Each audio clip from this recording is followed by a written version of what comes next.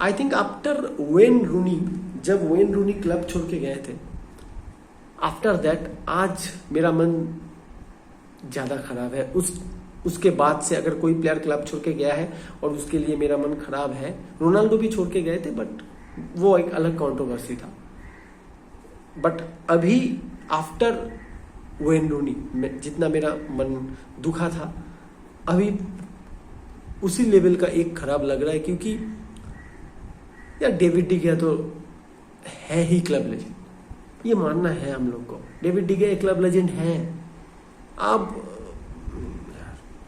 कोई अगर ये बोले कि क्या उनके पास क्या ट्रॉफीज है, क्या अचीवमेंट्स है, according to me he had contributed more than Edwin van der Sar. मैं पीटर शेमेगल के बारे में कुछ बोलना नहीं चाहूंगा क्योंकि उस टाइम पे मैं फुटबॉल देखता नहीं था, बट मैंने पिक टाइम पे एडविन वैन डर सार को देखा है। मैं किसी का कंपैरिजन तो नहीं करना चाहूंगा, लेकिन डेविड डी गिया ने ज्यादा कुछ कंट्रीब्यूट किया है। क्यों? क्योंकि अगर आप थोड़ा दिमाग को सही जगह पे रख के सोचो, एडविन वैन डर सार ने अपने मैनचेस्टर यूनाइटेड कैरियर का 95% टाइम खेला है। सामने उनके थे विडिच, फर्दिनांड, गैरी नेविल, पैट्रिस एव्रा। मिडफील्ड पे उनके पॉल स्कोल्स, रॉय कीन, उधर में कैडिक, इस तरीके के प्लेयर्स हुआ करते थे यार। यूनाइटेड को देख के टीम हार जाती थी तब। इतने बहुत सारे मैचेस हुए हैं जब बॉल गया ही नहीं है वैन डर सार तक, पूरे मैचेस में एक सेव नहीं करना पड़ा, ऐसा भी मैचेस गए।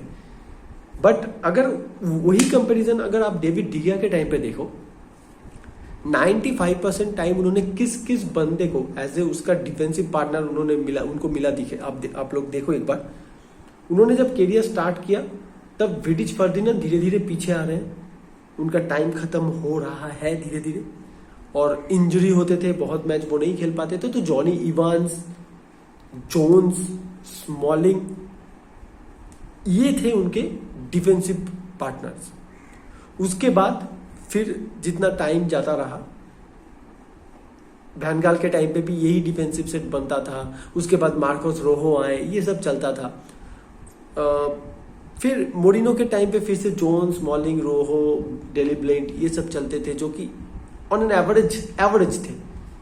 और फिर हमारे लॉर्ड मैगोर आए और ज्यादा एक्सपोज हुआ यूनाइटेड का डिफेंस, और डी गिया भी एक्सपोज हुए।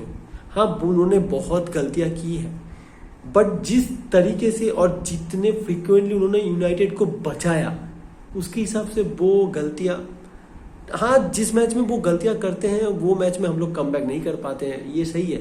बट मैनचेस्टर यूनाइटेड अगर 2014, 15, 16, 17, 18 तक आप देखें, डेविड डी गिया ने हम लोग को बचाया। या नहीं तो यार ये इस सीजन जो चेल्सी का हाल हुआ है ना, हर सीजन हम लोग का वो हाल हो सकता था, हर सीजन हम लोग का वो हाल हो सकता था। डेविड डी गिया ने जिस तरीके से हमारे टीम को ह्यूमिलिएट होने से बचाया फ्रॉम आर्सेनल, वो 14 सेव्स अगेंस्ट टॉटनहम, वो 11 सेव्स अगेंस्ट लिवरपूल जहां पे हम लोग 3-0 जीते थे, लेकिन वो 7 पेनल्टी बॉक्स के अंदर से सेव।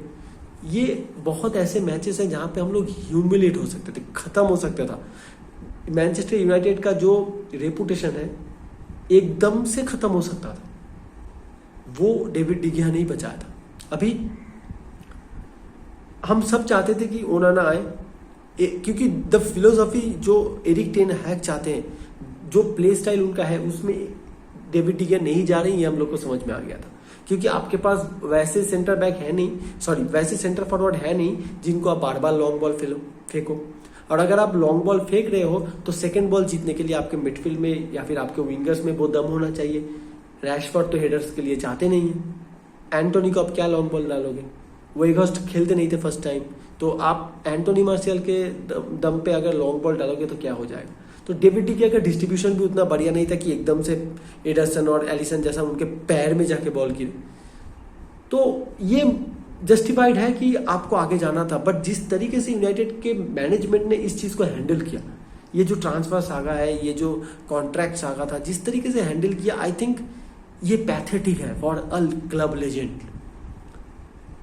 इसके बाद कोई भी प्लेयर यूनाइटेड के लिए सब कुछ देना चाहेगा क्या, जिस तरीके से ये चीज हैंडल हो? क्योंकि आई थिंक वो डिजर्व करते थे ना ओल्ड ट्रैफर्ड में से बाहर जाना। ओल्ड ट्रैफोर्ड में सबके साथ सबसे वो कॉन्ग्रेचुलेट होते हुए बाहर जाते तो अच्छा लगता, हम लोगों को भी अच्छा लगता, क्योंकि वी कैन नॉट डिनाई कि डेविड डिगिया ने हमको किस तरीके से हम इस क्लब को बचाया है।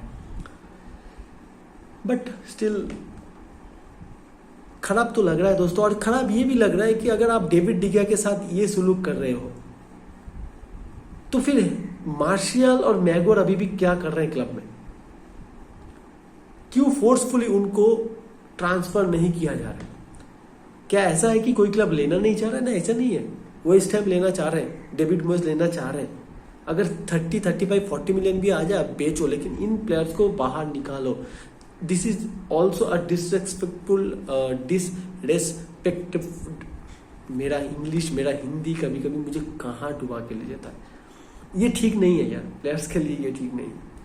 आई थिंक ये मोरल डाउन भी कर सकता है, क्योंकि डेविड डिगिया एक बहुत ही फेवरेट प्लेयर थे फॉर यूनाइटेड फैन बेस और क्लब के अंदर भी, प्लेयर्स के लिए भी। बट स्टिल जो सब ये क्लब क्या करना चाह रहा है, क्या नहीं करना चाह रहा है, वी डोंट नो। नए ओनर आएंगे, उसके बाद मैनेजमेंट में कुछ चेंजेस लाएंगे या नहीं। बट अभी जो हो रहा है, जिस तरीके से सब चीज को डील किया जा रहा है, I think this is not good for the reputation of Manchester United. आप एक इतने बड़े क्लब लेजेंड को, the way they handled that Cristiano Ronaldo saga, वो भी करेक्ट नहीं था। The way they are now handling David De Gea saga, ये भी करेक्ट नहीं है। पैथेटिक है, खराब तो लग रहा है, but we had to move on, और हम लोगों ने मूव ऑन किया, क्लब ने मूव ऑन किया। ये सही है डिसीजन, बहुत एक टफ डिसीजन है लेकिन सही डिसीजन है। But the way the club had handle this situation, ये अच्छा नहीं है। So best of luck for David डिगिया। I think वो जहां भी रहे, जिस भी क्लब में जाए, वो वहां पे नंबर 1 के हिसाब से खेलना चाहेंगे, वही होना चाहिए। एज ए नंबर 1 वो खेले, सऊदी लीग में जाए, MLS में जाए, या दूसरे किसी यूरोपियन लीग बड़े क्लब में जाए, कहीं भी यूरोपियन लीग में खेले, बट एज ए नंबर 1 खेले, मैं यही चाहूँगा। So thank you David डिगिया for everything. सब कुछ याद रहेगा, हम लोगों को सब कुछ याद है, और हमेशा रहेगा कि किस तरीके से आपने वो संडे क्लोज्ड वाला काम किया था। आई थिंक सच में आज लग रहा है कि अगर डेविड डिगिया होते तो टाइटैनिक भी बच जाता। Thank you DDG, best of luck for your future.